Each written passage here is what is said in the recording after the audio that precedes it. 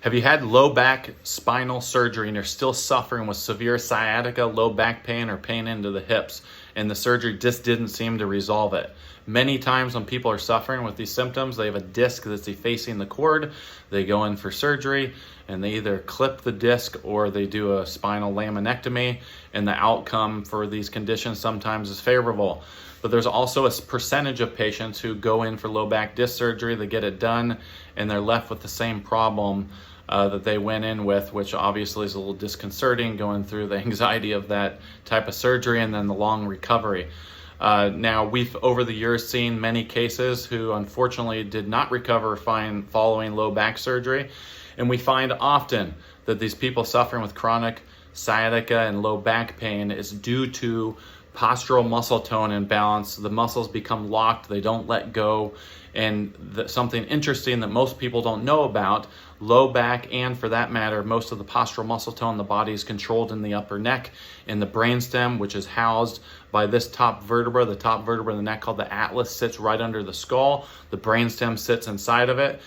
And some of the research shows that if a neck vertebra or joint is misaligned from a prior injury and you lose motion in it, it causes the postural muscle tone to become out of balance. And there's a muscle in the rear called the piriformis muscle.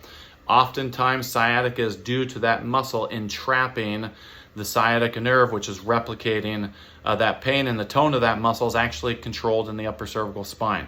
So if you're someone that's post-surgical, you're still suffering with terrible sciatica and pain, you may have had the disc bulge and they may have corrected it, but they sometimes have a tall job, and sometimes that's not where it's coming from, and we've found these cases often getting their upper cervical spine corrected. And so, you know, the corrections that we make in the upper cervical office, there's no twisting, popping, or pulling.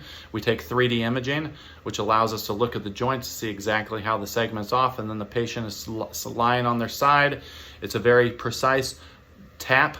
It's not forceful, and it's designed to get that joint and vertebra that's locked out of position back in its normal range of motion. Once that misaligned joint is back in motion, the muscles through the spine start to relax, and often the piriformis relaxes and their sciatica issues tend to resolve.